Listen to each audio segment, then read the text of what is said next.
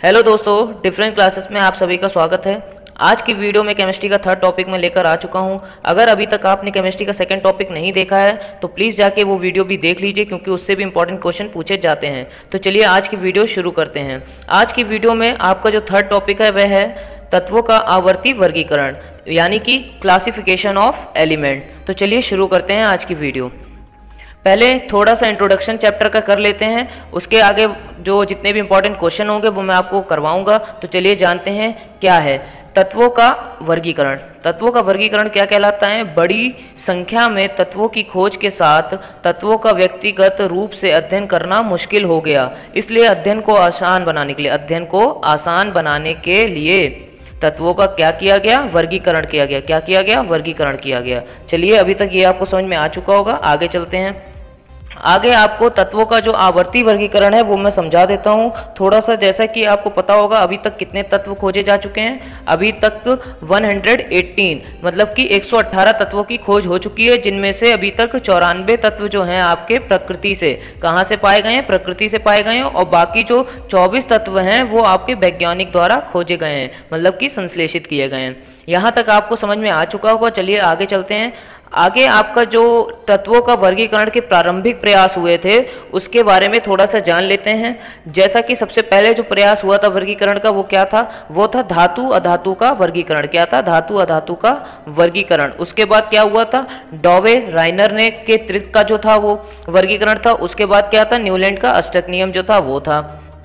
और जो धातु अधातु का वर्गीकरण हुआ था वो किस वैज्ञानिक ने किया था? ये किया था आपका जॉन्स जैकब वर्जिलियस। किसने किया था? Jons Jacob Berzelius. और उसके बाद जो डोवे राइनर के त्रिक का सिद्धांत था वो किसने किया था? उनका पूरा नाम क्या था? उनका पूरा नाम था वुल्फगैंग डोवे राइनर। क्या नाम था? वुल्फगैंग डोवे राइनर। उसके बाद न्यूलैंड्स का जो अष्टक नियम था वो उन्हीं ने अपने नाम से जो था प्रतिपादित किया था। उनका नाम क्या था पूरा? उनका नाम था जॉन अलेक्जेंडर न्यूलैंड्स। चलिए आगे चलते हैं। आगे की तरफ क्या है?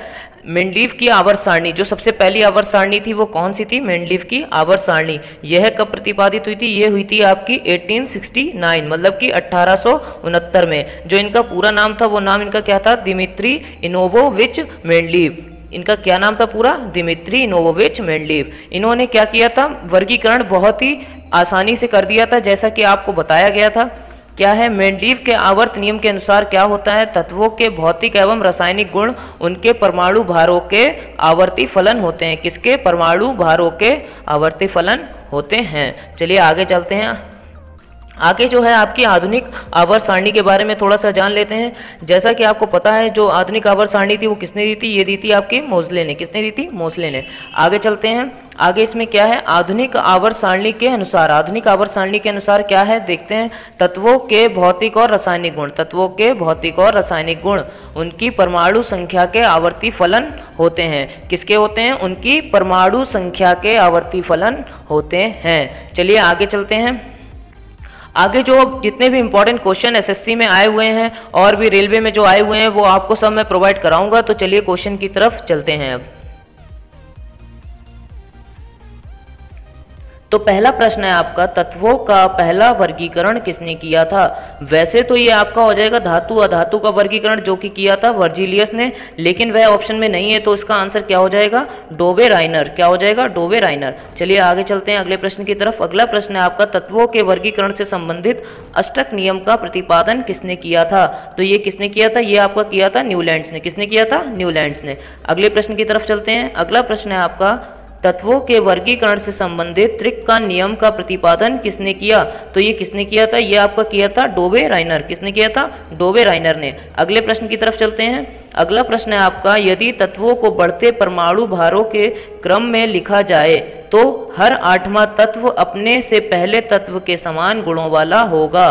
तो यह नियम किसका है? यह नियम कौन सा था? यह नियम आपका था न्यूलैंड्स का अष्टक नियम। क्या हो जाएगा? न्यूलैंड्स का अष्टक नियम। चलिए अगले प्रश्न की तरफ चलते हैं। अगला प्रश्न है आपका, किस वैज्ञानिक ने सर्वप्रथम आवर्त सारणी का निर्माण किया? किस वैज्ञानिक ने सर्वप्रथम आवर्त सारणी का निर्माण किया? तो ये किसने किया था? आपका मेंडलीव ने। किसने किया था? मेंडलीव ने। अगले प्रश्न की तरफ चलते हैं। अगले प्रश्न पे जाने से पहले थोड़ी सी आपको इन्फॉर्मेशन दे देता हूँ अपने चैनल के लिए।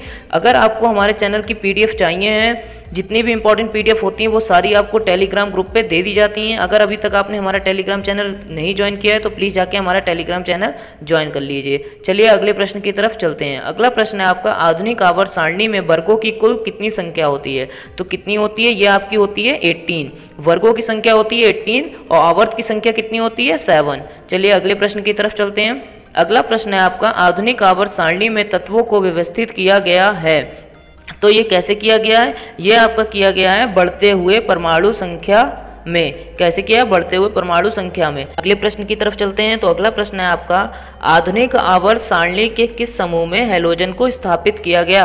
हैलोजन जो आपके एलिमेंट होते हैं वो कौन से होते हैं? जैसे आपका फ्लोरीन हो गया, क्लोरीन हो गया, ब्रोमीन हो गया, आयोडीन हो गया, इन सबको कौन से समूह में रखा गया था? इनको रखा गया था आपका 17, किसमें? 17वें समूह में। किसमें रखा गया था? 17वें समूह में। चलिए अगले प्रश्न की तरफ चलते हैं। अगला प्रश्न है आपका, आवर्त सारणी के मध्य के तत्वों को क्या कहा जाता है? तो ये क्या कहा जाता है? ये आपका कहा जाता है संक्रमण तत्व। क्या कहा जाता है? संक्रमण तत्व। अगले प्रश्न की तरफ चलते हैं।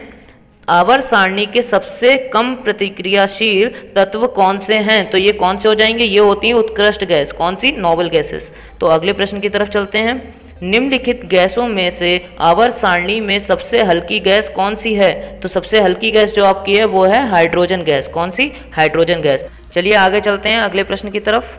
अगला प्रश्न आपका, इनमें से कौन सा आवर्त सारणी का आवर्त गुण नहीं है? तो कौन सा आवर्त गुण नहीं है? ये आपका हो जाएगा रेडियोधर्मिता। कौन सा? रेडियोधर्मिता जो है आवर्त सारणी का गुण नहीं है। अगले प्रश्न की तरफ चलते हैं। आवर्त सारणी के किस समूह को आवर्त सारणी का शून्य समूह भी कहा जाता है? तो ये किसे कहा जाता है? ये कहा जाता है आपका समूह 18 को। किसे कहा जाता है? समूह 18 को। अगले प्रश्न की तरफ चलते हैं। अगला प्रश्न है आपका, आवर्त सारणी में बाएं से दाएं जाने पर धात्विक गुण, जो धात्विक गुण होता है वह क्या हो जाता है? वह आपका क्या हो जाता है? घटता है। क्या हो जाता है? घट जाता है। चलिए अगले प्रश्न की तरफ चलते हैं। अगला प्रश्न है आपका, मेंडलीव की आवर्त सारणी में बाद में खोजे जाने वाले तत्वों के लिए स्थान छोड़ दिया गया था। तो निम्नलिखित में से कौन से तत्व ने बाद में आवर्त सारणी में स्थान पाया? तो वह तत्व कौन सा था? वह तत्व था आपका जर्मेनियम। चलिए आगे चलते हैं। आगे आपको हमारे चैनल का अगर अभी तक टाइम टेबल नहीं पता है तो एक बार मैं फिर से आपको टाइम टेबल बता देता हूं। आपको जितनी भी वीडियो प्रोवाइड कराई जाएंगी वो शाम को आपको 8 बजे ही प्रोवाइड कराई जाएंगी। और मंडे और ट्यूसडे को आपको फिजिक्स पढ़ाई जाएगी, वेडनेसडे और थर्सडे को आपको बायोलॉजी पढ़ाई जाएगी और फ्राइडे और सैटरडे को आपको केमिस्ट्री पढ़ाई जाएगी। अगर अभी तक हमारी वीडियो आपको अच्छी लगी हो तो वीडियो प्लीज़ लाइक कीजिए और इसका पार्ट आपको जो नेक्स्ट है वो कल आपको प्रोवाइड कराया जाएगा। तो हमारे चैनल को आप अभी सब्सक्राइब कर लीजिए। और अगर आपने अभी तक हमारी पिछली वीडियो नहीं देखी है तो प्लीज़ राइट क्लिक कीजिए और अगर साइंस की आप प्लेलिस्ट देखना चाहते हैं तो लेफ्ट क्लिक कीजिए। और मिलते हैं अब नेक्स्ट वीडियो में।